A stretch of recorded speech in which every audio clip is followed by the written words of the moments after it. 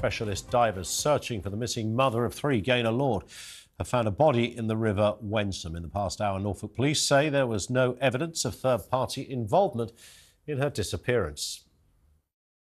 Today, police specialist divers have found the body of a female in the River Wensum after a detailed and methodical search over the past few days.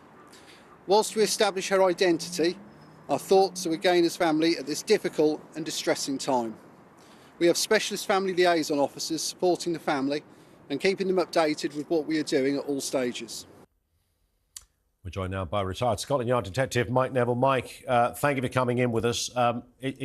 This is protocol, what is happening now, right? It's still classed as a missing persons investigation until they can identify the body they found. Yeah, I mean, our thoughts are with the family, aren't they? And there's how many people have gone missing in the river, so it's pretty obvious who it is. I mean, it's a tragedy for the family, but I think we should congratulate the Norfolk Police and the Lincolnshire Police, who are the specialist divers, I think, on the professionalism. You've got officers in the water there who can hardly see 1 foot in front of their face, you know, and we're dealing with a difficult river situation, lots of rain and the like, deep water, it's hard to see. So congratulations to them, but there's nothing to be felt good about this. It's a terrible time before Christmas to see such a thing happen. That is and we saw it with the Nicola Bulley case, and the police came under a lot of criticism, and other external outfits also came under criticism as well. And it seemed to get intertwined with all sorts of, there was hearsay, there was rumour, there was, you know, should this have happened? Should that press conference taken place? Should there have been police taping off certain areas? Goodness knows what else. It appears, I don't know whether the police here learnt from that or whether that was always exceptional in terms of things that went wrong. But as you rightly say, Mike, this did seem to be a very swift, under the circumstances, operation. Certainly not for the police, and those diving units, we all know, you better than me, that is not the most pleasant job. It isn't. But they appeared to do this with incredible professionalism. Yes, I think so. The Norfolk Police should be congratulated. The criticisms around Lancashire Police were not really around the investigation. They're about the way they dealt with the press and the media. Yes, yeah. And it was very poor. You know, they painted a picture that Nicola Bulley was a average mum, no dramas, no problems at all. And then as it progressed, things came out that, the police had been to the home, and it wasn't the case. Yeah. But then they started releasing all sorts of medical details, which were never acceptable. They should never have released that. But I just think in this case, the police have dealt with it very professionally. They've released information as they've had it. Because if you don't release information, of course, the media, and in particular conspiracy theorists, they'll fill in the void. And they haven't allowed that to happen. We can only hope that the body is identified quickly and there is some closure, because for the family and close friends, this is just dreadful. Yeah, indeed. In terms of the story itself, I mean, it was, when I use the word gripping, I'm not making light of this, but I think as humans, we look at what is happening here. It is a mystery. Right to the centre of our lizard brains, you know, another human being from our gene pool has mysteriously gone missing. It fires up those natural instincts of interest. And this story was incredible. A woman who appeared to have left work earlier than usual. She was appeared to be running or certainly walking at pace at a time nobody could quite work out why she would be doing that. Apparently she was spotted in a park doing some yoga.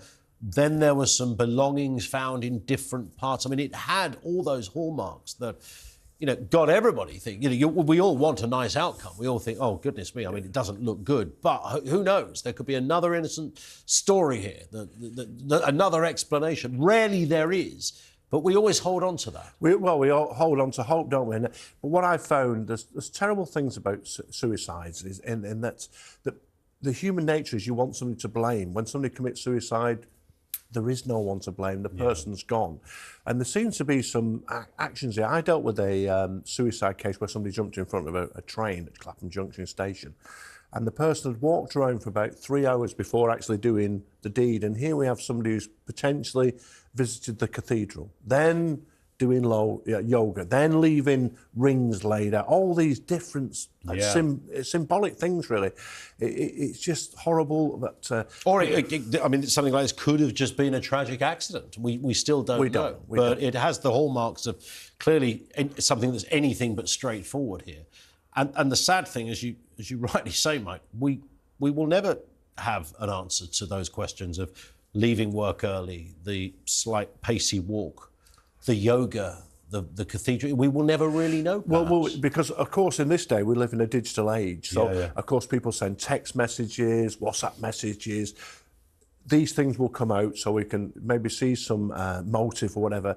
The family will be looking for reasons, and hopefully some of those things might give some comfort. That's all you can hope for, really, here. I think we've got to draw the conclusion that it's her in the river. That's that. There's no one else been reported missing.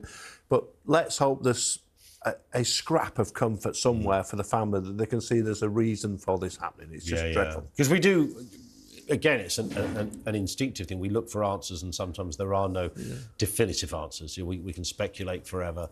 And maybe the family, on a personal level, will clearly know more about what Gaynor was, her state of mind, or where she was. It may remain a mystery forever.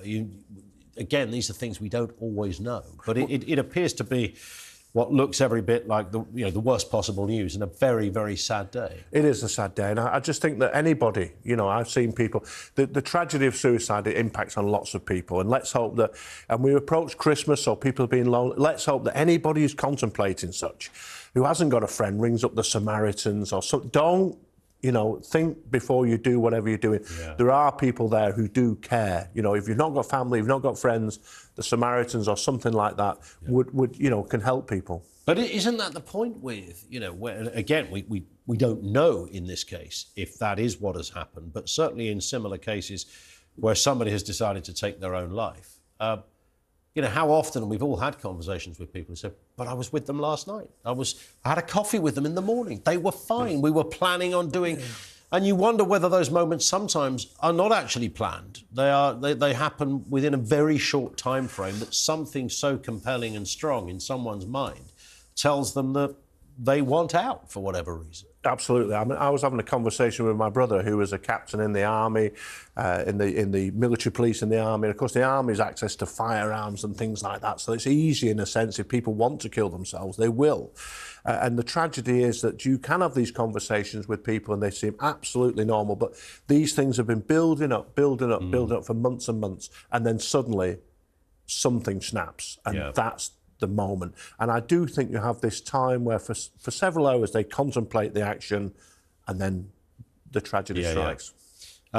With a case such as this, because the police will be trying to establish what has happened, they say there's no third-party intervention from what they can see. So whatever happened, appears that the body that has been found, which looks as if it is probably poor Gaynor Lord, they will still try to establish, one would have thought. The police will do their best to look at everything here. Absolutely. And see if was there anything else going on?